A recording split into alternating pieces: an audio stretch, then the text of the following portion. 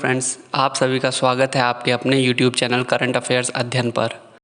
आज मैं आपके लिए अगस्त 2022 से संबंधित सारे महत्वपूर्ण प्रश्न इस वीडियो में लेकर आया हूं।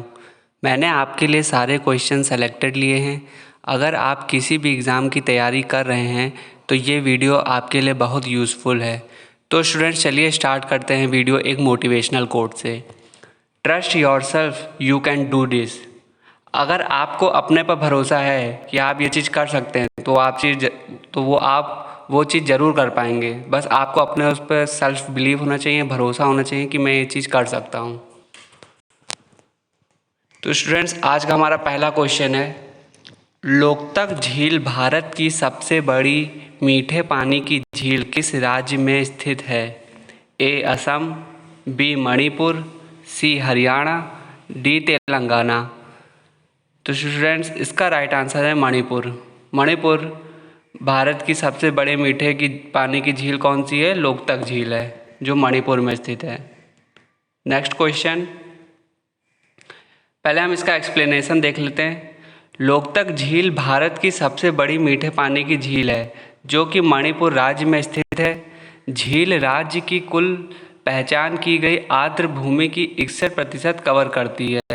यानी ये झील जो है वो पूरे राज्य को 61% ये झील कवर करती है।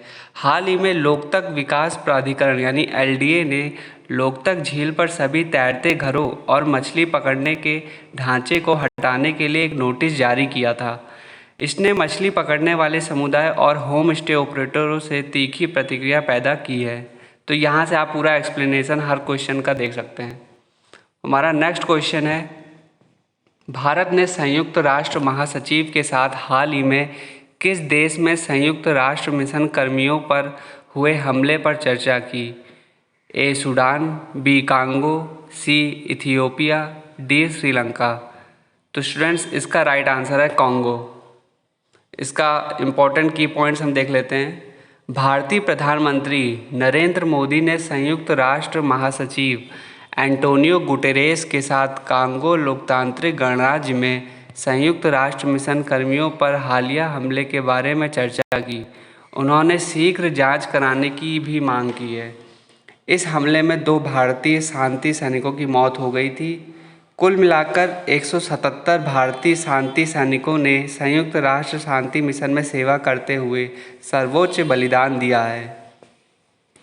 तो आपको इस वीडियो में सारे क्वेश्चन से रिलेटेड उसके की पॉइंट्स या उसके एक्सप्लेनेशन देखने को मिलेंगे। हम फुल एक्सप्लेनेशन के साथ उस वीडियो को पढ़ेंगे। क्वेश्चन नंबर 3, किस राज्य ने छात्रों को सीखने के परिणाम को बढ़ाने के लिए नीति आयोग के साथ समझौता ज्ञापन पर हस्ताक्षर किए हैं? ए उत्तराखंड, बी अरुणाचल प्रदेश, सी असम, डी पश्चिम बंगाल। तो स्टूडेंट्स, इसका राइट आंसर है हमारा अरुणाचल प्रदेश। अरुणाचल प्रदेश के साथ छात्रों के सीखने के परिणाम को बढ़ाने के लिए नीति आयोग ने समझौता किया है। इसका एक्सप्लेनेशन देख लेते हैं।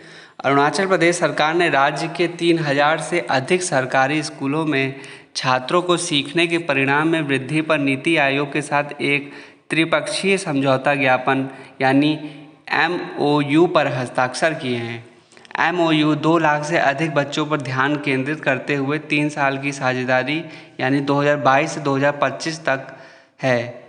स्कूली शिक्षा परिवर्तन परियोजना नीति आयोग की राज्यों के लिए विकास सहायता सेवा DSS पहल के तहत है। तो यहाँ से आप देख सकते हैं कि यहाँ से एक क्वेश्चन और निकल सकता है कि MOU में कितने लाख से अधिक बच्चों पर ध्यान केंद्रित करते हुए 3 साल की साझेदारी की है? तो 2 लाख से अधिक बच्चों पर ध्यान केंद्रित किया गया है अभी फ़िलहाल के लिए। तो हमारा नेक्स्ट क्वेश्चन है, मिशन भूमिपुत्र किस राज्य की पहल है? ए असम, बी बिहार, सी उड़ीसा, डी केरल। तो स्टूडेंट्स, इसका जो राइट आंसर है वो है असम। असम राज्य ने मिशन भूमिपुत्र की पहल की है। इसका एक्सप्लेनेशन देख लेते हैं। असम के मुख्यमंत्री हिमंत बिस्वा शर्मा ने, तो यहाँ से आपको एक पता चल गया क्वेश्चन कि असम के मुख्यमंत्री कौन है? हिमंत बिस्वा शर्मा। ने हाल ही में मिशन भूमिपुत्र पोर्टल लॉन्च किया। तो भूमिपुत्र पोर्टल किसने लॉन्च किया? असम के मुख्यमंत्री हेमंत बिस्वा ने। इस पोर्टल का उद्देश्य छात्रों को 1 महीने के भीतर डिजिटल जाति प्रमाण पत्र प्रदान करना है। तो यहाँ से एक क्वेश्चन निकल के आता है कि इस पोर्टल का उद्देश्य क्या है? इस पोर्टल का उद्देश्य है 1 महीने के भीतर। ये पूछ सकता है कितने महीने के भीतर? आपको 4 ऑप्शन देगा, 2, 3, 1, 4। तो 1 महीने के भीतर डिजिटल जाति प्रमाण पत्र प्रदान करना है। राज्य सरकार ने भूमि संबंधी समस्याओं के निस्तारण के उद्देश्य से अक्टूबर 2021 में मिशन वसुंधरा भी शुरू किया था। तो यहाँ से आपको बहुत सारे क्वेश्चन एक ही क्वेश्चन से आपको बन जाएंगे। तो आपको ये वीडियो बहुत ध्यान से देखना है। इस वीडियो को शेयर करें, लाइक करें, सब्सक्राइब करें इस चैनल को, जहाँ आपको करंट अफेयर से रिलेटेड महत्वपूर्ण तथ्य के साथ वीडियो मिलती है। हम आपको हर क्वेश्चन एक्सप्लेनेशन के साथ देने की कोशिश करते हैं, जहाँ से आपके इम्पोर्टेंट की पॉइंट्स बन सकें। नेक्स्ट क्वेश्चन है वेदांथंगल पक्षी अभयारण्य और कुंथनकुलम पक्षी अभयारण्य, जिन्हें रामसर स्थल घोषित किया गया था, किस राज्य में स्थित है? ए उड़ीसा, बी कर्नाटक, सी तमिलनाडु, डी उत्तराखंड। तो स्टूडेंट इसका राइट आंसर हो जाएगा तमिलनाडु। तमिलनाडु में ये अभयारण्य है, वेदांथंगल पक्षी अभयारण्य और कुंथनकुलम पक्षी अभयारण्य। ये दोनों कहाँ हैं? तमिलनाडु में है। इन्हें रामसर स्थल घोषित कब किया गया? ये आपको कमेंट्स बॉक्स में मुझे कमेंट करके लिखना है। इसका उत्तर आप कमेंट्स बॉक्स में दीजिएगा। यहाँ से एक क्वेश्चन और बन सकता है, तो इसका एक्सप्लेनेशन हम देख लेते हैं। भारत ने देश में कुल साइटों को 64 करने के लिए रामसर साइटों के रूप में नामित 10 और आर्द्रभूमि जोड़े हैं, जो 12,50,361 हेक्टेयर क्षेत्र को कवर करते हैं। तो ये एक स्टैटिक जीके का पार्ट हो गया। तो यहाँ से आपको इस कितना हेक्टेयर क्षेत्र को ये कवर करता है ये आपको पता होना चाहिए। 10 नई साइटों में तमिलनाडु में 6 साइटें शामिल हैं, जिनमें वेदांथंगल पक्षी अभयारण्य और कुंथनकुलम पक्षी अभयारण्य, और गोवा, कर्नाटक, मध्य प्रदेश और उड़ीसा में एक शामिल हैं। तो हमारा नेक्स्ट क्वेश्चन है स्टूडेंट्स, किस केंद्रीय मंत्रालय ने SERB श्योर योजना शुरू की? ए बिजली मंत्रालय, बी विज्ञान और प्रौद्योगिकी मंत्रालय, सी इलेक्ट्रॉनिक्स और IT मंत्रालय, डी शिक्षा मंत्रालय। तो स्टूडेंट्स इसका राइट आंसर हो जाएगा हमारा विज्ञान और प्रौद्योगिकी मंत्रालय। इससे रिलेटेड कुछ फैक्ट्स देख लेते हैं।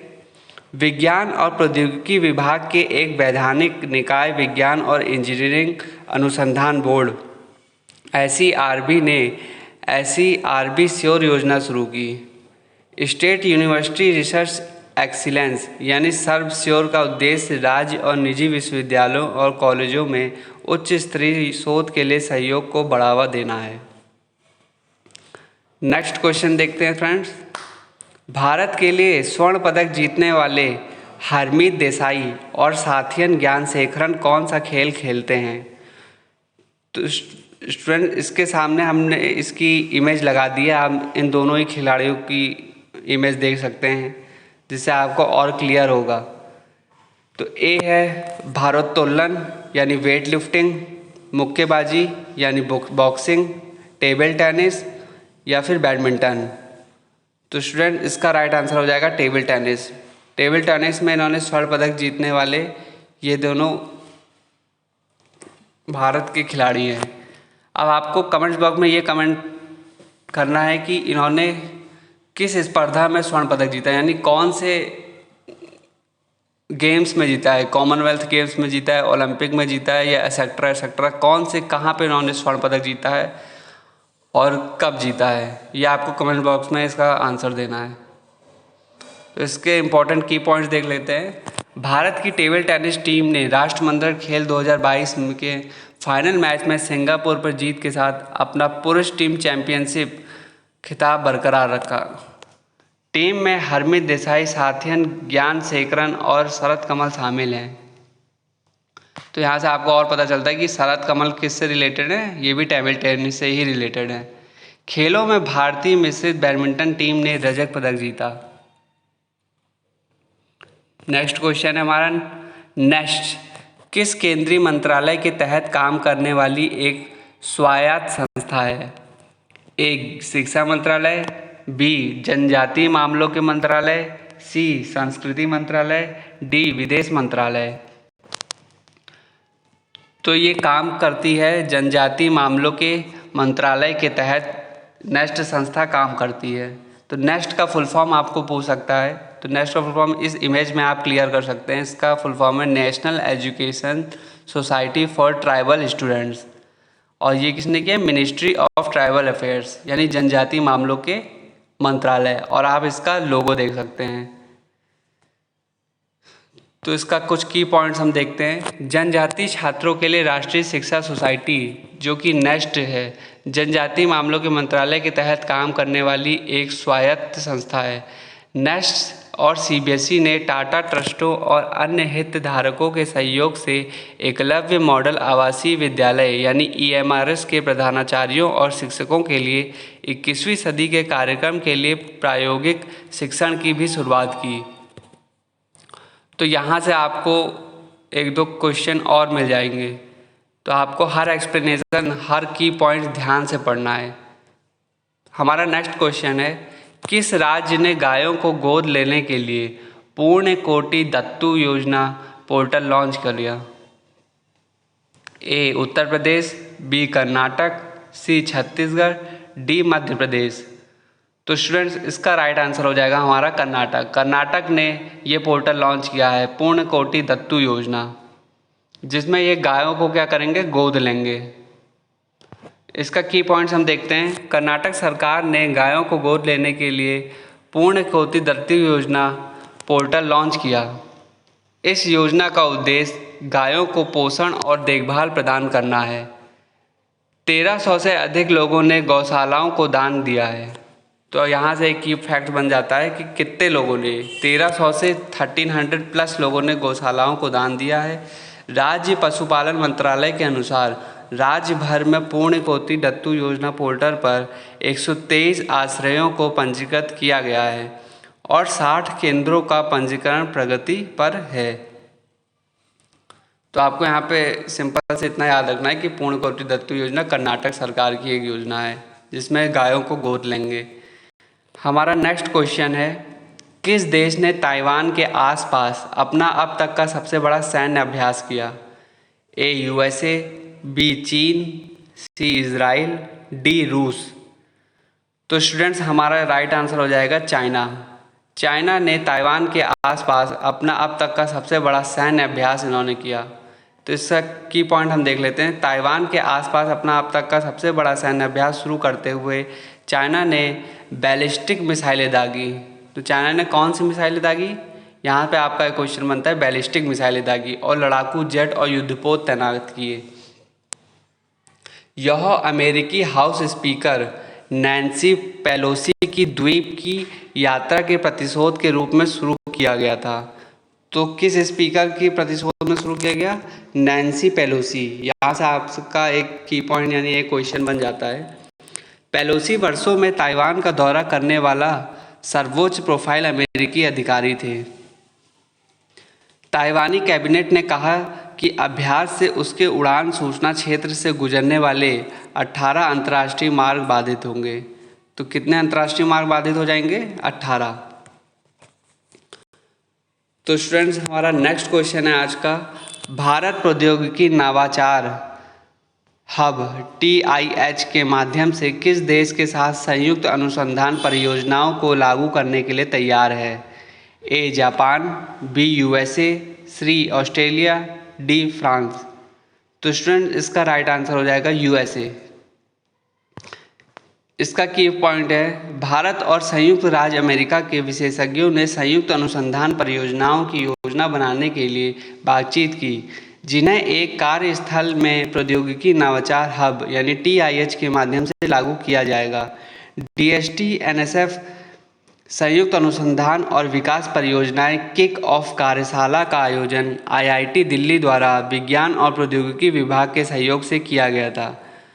तो ये जो आयोजन किसके सहयोग से हुआ था? ये आईआईटी दिल्ली के विज्ञान और प्रौद्योगिकी विभाग, इसमें आपको विभाग भी पूछ सकता है, तो आईआईटी दिल्ली के विज्ञान और प्रौद्योगिकी विभाग के सहयोग से किया गया था। हमारा आज का नेक्स्ट क्वेश्चन है, हर साल विश्व शेर दिवस कब मनाया जाता है? तो स्टूडेंट आपके किसी भी एग्ज़ाम के लिए स्टैटिक जीके बहुत महत्व रखती है। यहाँ पे थीम से रिलेटेड और ईयर से रिलेटेड किस दिन कौन सा दिवस मनाया जाता है, ये सब फैक्ट्स आपको पता होना चाहिए। तो हमारा नेक्स्ट इम्पॉर्टेंट फैक्ट है या इम्पॉर्टेंट नेक्स्ट क्वेश्चन है, हर साल विश्व शेर दिवस कब मनाया जाता है? तो इसका 4 ऑप्शन हम देख लेते हैं, 10 अगस्त, 12 अगस्त, 14 अगस्त, 16 अगस्त। तो स्टूडेंट इसका राइट आंसर हो जाएगा 10 अगस्त को विश्व शेर दिवस यानी वर्ल्ड लायन डे मनाया जाता है। इसका की पॉइंट्स हम देखते हैं, बिग कैट इनिशिएटिव और नेशनल जियोग्राफिक के डेरेक और बेवर्ली जॉबर्ट ने विश्व शेर दिवस की स्थापना की। तो विश्व शेर दिवस की स्थापना किसने की? डेरेक और बेवर्ली जॉबर्ट ने विश्व शेर दिवस की स्थापना की। एक पॉइंट आपका यहाँ से ये बना। 2013 में पहला विश्व शेर दिवस 10 अगस्त को मनाया गया था। पहला विश्व शेर दिवस कब मनाया गया था? 2013 में। तो ये दूसरा की पॉइंट्स यहाँ से मिला।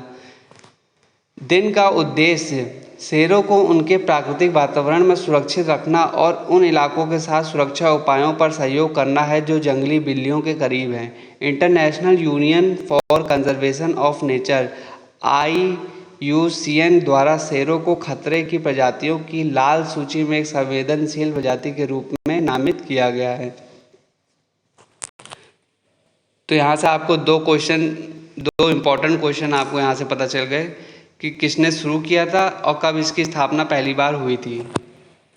हमारा नेक्स्ट क्वेश्चन है, अटल पेंशन योजना यानी APY के नियमों में हाल के परिवर्तनों के अनुसार लाभार्थियों की किस श्रेणी को बाहर रखा गया है?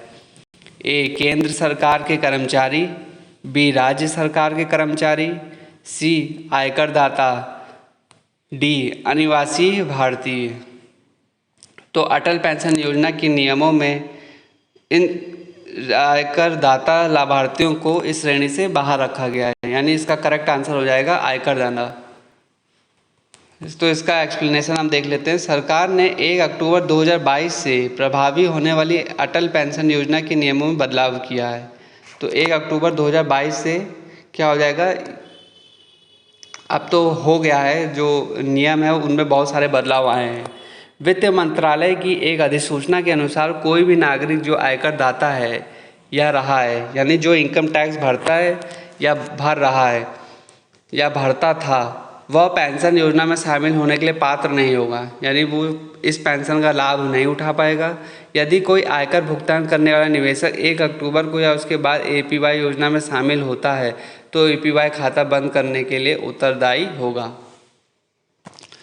तुम्हारा नेक्स्ट क्वेश्चन है, किस देश के राष्ट्रपति ने वैश्विक शांति के लिए 3 पुरुष आयोग का प्रस्ताव रखा? A Mexico, B France, C UK, D Canada. तो स्टूडेंट्स इसका राइट आंसर हो जाएगा मैक्सिको ने।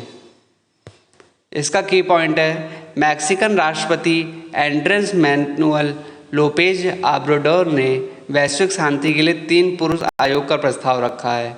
तो मैक्सिकन राष्ट्रपति का नाम हमको यहाँ से पता चल गया और कितने पुरुष आयोग का प्रस्ताव रखा है। तो ये टोटल 3 पुरुष आयोग का प्रस्ताव उन्होंने रखा है। इसमें पोप फ्रांसिस है, संयुक्त राष्ट्र महासचिव एंटोनियो गुटरेस हैं और प्रधानमंत्री नरेंद्र मोदी शामिल हैं। तो ये 3 इस आयोग का प्रस्ताव रखने वाले 3 पुरुष हैं। तो ये आपको यहाँ से तीनों के नाम याद होने चाहिए, ये इंपॉर्टेंट फैक्ट्स आपके लिए बन जाता है। मैक्सिकन राष्ट्रपति 5 साल की अवधि के लिए विश्व संघर्ष को बढ़ावा देने के लिए आयोग बनाने के लिए संयुक्त राष्ट्र को एक लिखित प्रस्ताव प्रस्तुत करने के लिए तैयार हैं। कितने साल के लिए है ये? 5 साल के लिए की ही अवधि के लिए ये है। तो यहाँ से आपको एक क्वेश्चन और बन जाते हैं, यानी यहाँ से आपके 3 क्वेश्चन बन गए एक ही क्वेश्चन से। तो किसी भी क्वेश्चन का एक्सप्लेनेशन ज़रूर देखना चाहिए, ये नहीं कि सिर्फ हम पढ़ ले रहे हैं कि ये कब होता है वो कब होता है, नहीं, आपको उसका फुल एक्सप्लेनेशन भी पता होना चाहिए। वहाँ से आपको 1 से 2 प्रश्न जरूर बन जाते हैं। मैक्सिकन राष्ट्रपति ने चीन, रूस और अमेरिका को भी शांति की तलाश के लिए आमंत्रित किया है। तो किन 3 देशों को किया है मैक्सिकन राष्ट्रपति ने? चीन, रूस और अमेरिका। तो यहाँ से एक और की फैक्ट्स बन जाता है। हमारा नेक्स्ट क्वेश्चन है, भारत में जलवायु परिवर्तन को तेजी से ट्रैक करने के लिए किस देश ने भारत मौसम विज्ञान विभाग के साथ भागीदारी की है? तो स्टूडेंट्स, इसका राइट आंसर हो जाएगा जापान। तो जापान ने तेजी से ट्रैक करने के लिए भारत में जलवायु परिवर्तन को जापान ने भागीदारी की है। किसके साथ? भारत के साथ। इसका की फैक्ट हम देख लेते हैं। जापान सरकार भारत मौसम विज्ञान विभाग यानी IMD और संयुक्त राष्ट्र विकास कार्यक्रम UNDP ने भारत में जलवायु कार्रवाई में तेजी लाने के लिए एक नई पहल की घोषणा की है। यह परियोजना 2022-2023 के दौरान बिहार, दिल्ली NCR, गुजरात, झारखंड, मध्य प्रदेश, महाराष्ट्र, उड़ीसा, सिक्किम, उत्तराखंड और उत्तर प्रदेश में शुरू की जाएगी। तो यहाँ से आपको सारे राज्यों के नाम पता होने चाहिए कि कहाँ कहाँ ये परियोजना शुरू होने वाली है 2022 और 2023 के ईयर्स में। जापान ने परियोजना के लिए UNDP इंडिया को जलवायु अनुदान में 5.16 यानी 5.16 मिलियन अमेरिकी डॉलर का विस्तार किया है। तो आपको यहाँ से कितने मिलियन डॉलर का विस्तार किया ये भी पता होना चाहिए। तुम्हारा नेक्स्ट क्वेश्चन है, भारत ने किस देश के साथ ऑडियो विजुअल सह उत्पादन संधि पर हस्ताक्षर किए हैं? A USA, B Canada, C Australia, D UK। तो स्टूडेंट, इसका राइट हो जाएगा आंसर हो जाएगा ऑस्ट्रेलिया। इसका की फैक्ट्स हम देखते हैं। केंद्रीय मंत्रिमंडल ने फिल्मों के सह निर्माण को बढ़ावा देने के लिए भारत और ऑस्ट्रेलिया के बीच एक ऑडियो विजुअल सह उत्पादन संधि पर हस्ताक्षर करने को मंजूरी दी है। श्रव्य दृश्य सह निर्माण संधियां ऐसे दस्तावेज हैं जो 2 देशों के बीच फिल्मों के सह निर्माण की सुविधा प्रदान करते हैं। इन छत्र समझौतों के तहत निजी, अर्ध सरकारी या सरकारी एजेंसियां एक साथ फिल्मों का निर्माण करने के लिए अनुबंध करती हैं।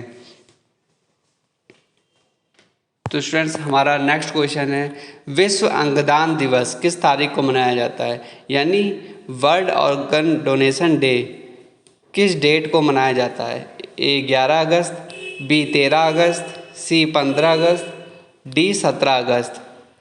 तो स्टूडेंट्स, इसका राइट आंसर हो जाएगा 13 अगस्त को विश्व अंगदान दिवस मनाया जाता है। इसका की फैक्ट्स हम देख लेते हैं। अंगदान के बारे में जागरूकता पैदा करने के लिए हर साल 13 अगस्त को विश्व अंगदान दिवस के रूप में मनाया जाता है। यह दिन लोगों को अंगदान करने के लिए प्रोत्साहित करता है, क्योंकि अंग विफलता दुनिया भर के लोगों के सामने आने वाली प्रमुख समस्याओं में से एक है। कोई भी व्यक्ति 18 वर्ष की आयु प्राप्त करने के बाद अंगदान के लिए पंजीकरण करा सकता है। तो स्टूडेंट्स, हमारा आज का नेक्स्ट क्वेश्चन है, भारत ने हाल ही में किस देश को डोर्नियल टोही विमान उपहार में दिया है? तो स्टूडेंट, इसकी इमेज आप देख सकते हैं। इस तरीके का ये विमान है, यानी इसका नाम है डोर्नियल टोही, जो गिफ्ट किया है। किसको गिफ्ट किया है भारत ने?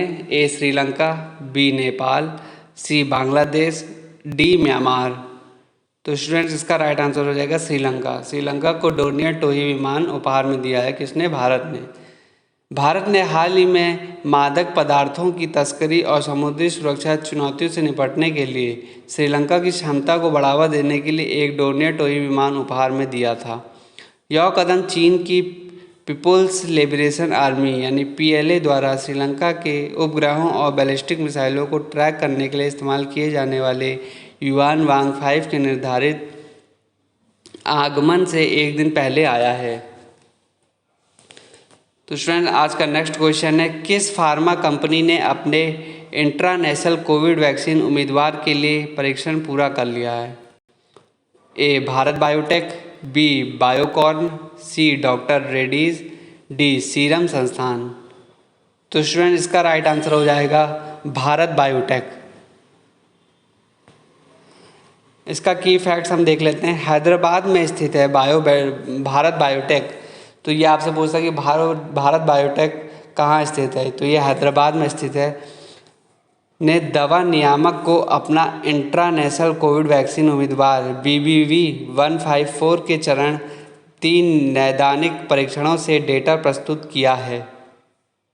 इसने प्राथमिक 2 खुराक वाले टीके और एक विषम बूस्टर शॉट देने के रूपों में अनुमोदन मांगा है। एक हेटेरोलॉन्स बूस्टर का मतलब है कि टीके की तीसरी या बाद की खुराक इसकी प्राथमिक खुराक से अलग है। ये ऐसी इंट्रानेशनल कोविड वैक्सीन है जो आपको नाक यानी नोज़ के थ्रू आपके अंदर भेजी जाएगी, आपको इसमें इंजेक्शन का प्रयोग नहीं करना पड़ेगा। तो एक अपने तरह की एक कारगर वैक्सीन है। आपको इस वैक्सीन के बारे में क्या लगता है, आप कमेंट में इसका कमेंट ज़रूर करिएगा। तो स्टूडेंट्स, आज का नेक्स्ट क्वेश्चन है, स्वतंत्रता दिवस 2022 के अवसर पर किस राज्य केंद्र शासित प्रदेश की पुलिस को सबसे अधिक पुरस्कार मिले हैं? ए महाराष्ट्र, बी पंजाब, सी जम्मू कश्मीर, डी केरल। तो स्टूडेंट्स, इसका राइट आंसर हो जाएगा जम्मू और कश्मीर।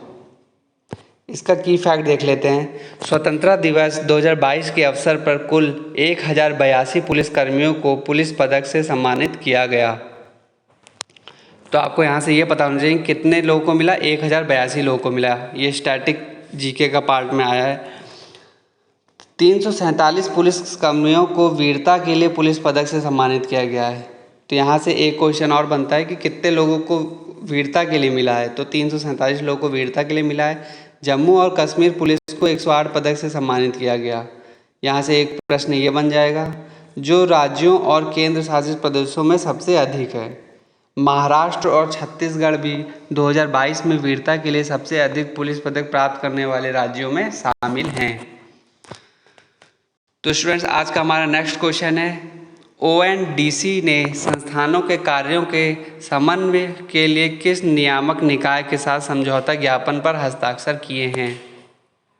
ए नाबार्ड, बी सिडबी, सी एग्जिम बैंक और डी NHB। तो स्टूडेंट्स, इसका राइट आंसर हो जाएगा CEDB। इसका की फैक्ट हम देख लेते हैं। डिजिटल कॉमर्स के लिए ओपन नेटवर्क ONDC ने संबंधित संस्थानों के कार्यों के समन्वय के लिए SIDBI के साथ एक समझौता ज्ञापन AMOU पर हस्ताक्षर किए हैं। साझेदारी के तहत MSME को ONDC प्रोटोकॉल पर ONDC मास्टर क्लास सत्र और MSME के लिए न्यूनतम व्यवहार्य उत्पादक MVP के बारे में शिक्षित करने के लिए सत्र आयोजित किए जाएंगे। हमारा नेक्स्ट क्वेश्चन है, जुलाई 2022 में दर्ज उपभोक्ता मूल्य सूचकांक यानी CPI आधारित मुद्रास्फीति कितनी है? तो ए 4.71%, 5.71%, 6.71% या डी 7.71%। तो स्टूडेंट, इसका राइट आंसर हो जाएगा 6.71% दर्ज की गई है उपभोक्ता मूल्य सूचकांक। इसका की फैक्ट है, राष्ट्रीय सांख्यिकी कार्यालय द्वारा जारी आंकड़ों के अनुसार उपभोक्ता मूल्य सूचकांक CPI आधारित मुद्रास्फीति जुलाई में मामूली रूप से घटकर 6.71% हो गई, जो पिछले महीने 7.01% थी। हालांकि औद्योगिक उत्पादन सूचकांक IIP जून में 12.3% बढ़ा, जो मई में 19.6% था। आज का नेक्स्ट क्वेश्चन है, आयुष ग्रिड परियोजना के तहत केंद्रीय आयुष मंत्रालय ने किस मंत्रालय के साथ समझौता ज्ञापन पर हस्ताक्षर किए? ए स्वास्थ्य और कल्याण मंत्रालय, बी इलेक्ट्रॉनिक्स और सूचना प्रौद्योगिकी मंत्रालय, सी महिला और बाल विकास मंत्रालय, डी कृषि और किसान कल्याण मंत्रालय। तो स्टूडेंट्स, इसका राइट आंसर हो जाएगा इलेक्ट्रॉनिक्स और सूचना प्रौद्योगिकी मंत्रालय। इसके की फैक्ट है, आयुष मंत्रालय और इलेक्ट्रॉनिक्स और सूचना प्रौद्योगिकी मंत्रालय यानी मेटी के बीच एक समझौता ज्ञापन MOU पर हस्ताक्षर किए गए। यह 3 साल की अवधि के लिए आयुष ग्रिड परियोजना के तहत आयुष क्षेत्र के डिजिटल के लिए आयुष मंत्रालय को तकनीकी सहायता प्रदान करना चाहता है। आयुष मंत्रालय ने डिजिटल इंडिया कार्यक्रम के हिस्से के रूप में आयुष ग्रिड परियोजना शुरू की। हमारा नेक्स्ट क्वेश्चन है, राकेश झुनझुनवाला जिनका हाल ही में निधन हो गया, किस पेशे से जुड़े थे? ए राजनीतिज्ञ, बी निवेशक, सी वैज्ञानिक, डी संगीतकार। तो स्टूडेंट इसका राइट आंसर हो जाएगा वो एक निवेशक थे, यानी स्टॉक मार्केट के बिग बुल कहे जाते थे। तो यहाँ से आपको एक और चीज़ पूछ सकते हैं कि राकेश झुनझुनवाला का निक नेम आपको यहाँ से पूछ सकते हैं कि उनको क्या कहा जाता था, क्या कहकर पुकारा जाता था। तो स्टॉक मार्केट के वो बिग बुल कहे जाते थे। हम इसका की फैक्ट देख लेते हैं। वयोवृद्ध शेयर बाजार निवेशक राकेश झुनझुनवाला का हाल ही में 62 वर्ष की आयु में मुंबई में निधन हो गया। वो हाल ही में लॉन्च हुई आकाशा एयर के प्रमोटर थे। तो यहाँ से आपसे पूछ सकता है वो किसके प्रमोटर, कौन सी एयरलाइन के प्रमोटर थे। वो आकाशा एयरलाइन प्रमोट किया था। दलाल स्ट्रीट के बिग बुल के रूप में भी जाने जाने वाले, देखिए यहाँ को आपको मिल गया, ये बिग बुल के नाम से जाने जाते थे। वह एक स्वनिर्मित व्यापारी, निवेशक और व्यवसायी थे। उनकी अनुमानित कुल संपत्ति लगभग 46,000 करोड़ रुपए है। तो स्टूडेंट्स आज का हमारा नेक्स्ट क्वेश्चन है, संयुक्त राष्ट्र मानवाधिकार उच्चायुक्त OHCHR के कार्यालय का मुख्यालय कौन सा है। A New York, B Geneva, C Paris, D Nairobi. तो स्टूडेंट्स हमारा राइट आंसर है जिनेवा। इसका की फैक्ट है, स्विट्जरलैंड का जिनेवा संयुक्त राष्ट्र मानवाधिकार उच्चायुक्त OHCHR के कार्यालय का मुख्यालय है। भारत ने हाल ही में वैश्विक प्रोत्साहन और मानवाधिकारों के संरक्षण और संयुक्त राष्ट्र मानवाधिकारों के समर्थन के लिए 4 स्वैच्छिक ट्रस्ट फंडों में 4 लाख अमेरिकी डॉलर का योगदान किया है। हमारा नेक्स्ट क्वेश्चन है, राष्ट्रीय सुरक्षा रणनीतियाँ NSS सम्मेलन 2022 का स्थल कौन सा है। ए पुणे, बी विशाखापट्टनम, सी नई दिल्ली, डी मैसूर। तो स्टूडेंट्स इसका राइट आंसर हो जाएगा नई दिल्ली।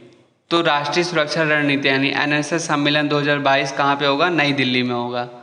इसका की फैक्ट है, गृह मंत्री अमित शाह ने नई दिल्ली में 2 दिवसीय राष्ट्रीय सुरक्षा रणनीति NSS सम्मेलन 2022 का उद्घाटन किया। तो आपको डायरेक्ट ये भी पूछ सकता है कि 2022 का जो NSS सम्मेलन हुआ इसको किसने इसका उद्घाटन किया। तो इसका उद्घाटन किया अमित शाह, जो कि हमारे गृह मंत्री हैं।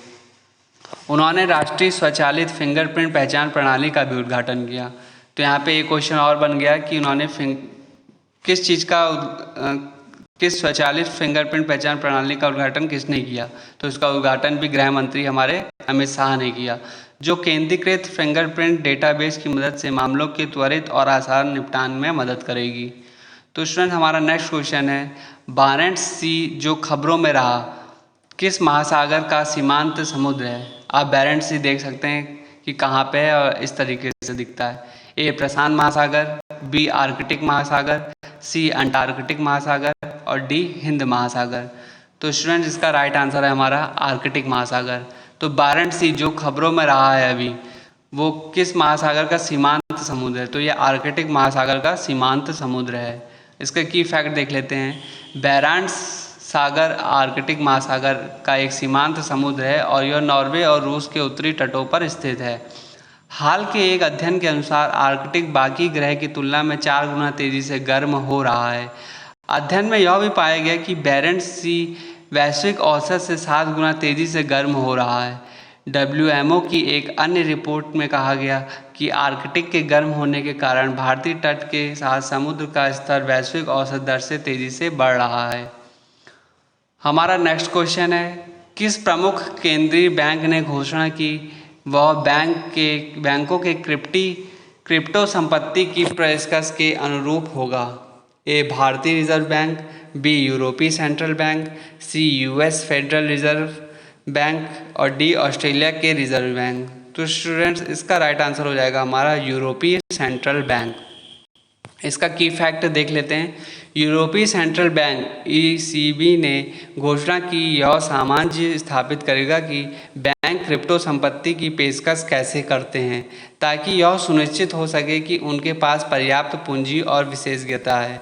ECB ने घोषणा की कि बैंक इस बात पर भी विचार कर रहे हैं कि क्या क्रिप्टो क्षेत्र में शामिल होना है। यूरोपीय संघ के सांसदों ने क्रिप्टो परिसंपत्तियों के व्यापार को वाइल्ड वेस्ट के रूप में वर्णित किया है। स्टूडेंट आज का हमारा नेक्स्ट क्वेश्चन है, कौन सा राज्य केंद्र शासित प्रदेश स्थानीय कारीगरों के लिए एक समर्पित ई-कॉमर्स ऐप विकसित कर रहा है। ए हिमाचल प्रदेश, बी सिक्किम, सी जम्मू और कश्मीर, डी पंजाब। तो स्टूडेंट इसका राइट आंसर हो जाएगा हमारा जम्मू और कश्मीर। इसके की फैक्ट है, खरीदारों को सीधे जम्मू और कश्मीर के स्थानीय कारीगरों से जोड़ने के लिए एक ई-कॉमर्स प्लेटफॉर्म विकसित किया जा रहा है। यह कारीगर समुदाय के उत्थान और केंद्र शासित प्रदेश में हस्तशिल्प को बढ़ावा देने में मदद करेगा। स्थानीय कारीगरों को अपने उत्पाद बेचने में मदद करने के लिए फ्लिपकार्ट के साथ एक समझौता ज्ञापन MOU पर हस्ताक्षर किए गए हैं। हमारा नेक्स्ट क्वेश्चन है, NBFID के प्रबंधक निदेशक MD के रूप में किसे नियुक्त किया गया है? A. Viral Acharya, B. KV Kamti, C. Urjit Patel, D. राज किरण राय जी। तो स्टूडेंट इसका राइट आंसर हो जाएगा हमारा राज किरण राय जी। इसके एक्सप्लेनेशन हम देख लेते हैं। राज किरण राय जी को national bank for financing infrastructure and development NBFID के प्रबंधक निदेशक MD के रूप में नियुक्त किया गया है। तो यहाँ से आपको डायरेक्ट यही क्वेश्चन पूछ सकता है, तो यहाँ से आपको ये की फैक्ट याद रखना है।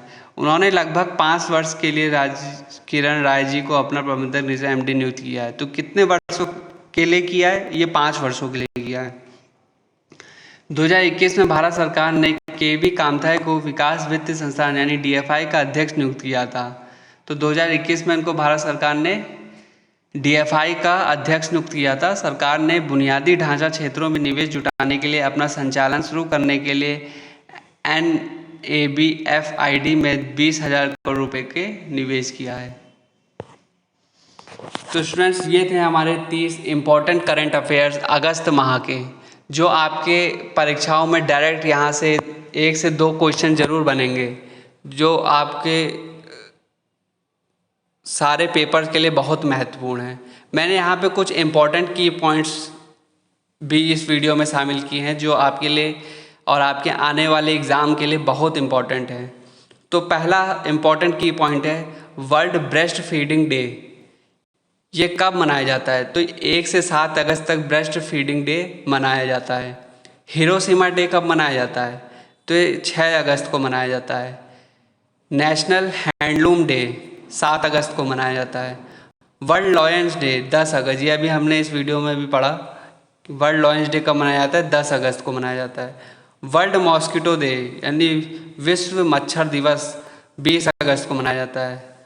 वर्ल्ड संस्कृत डे, विश्व संस्कृत दिवस 12 अगस्त को मनाया जाता है। ये थे हमारे इम्पोर्टेंट की फैक्ट्स।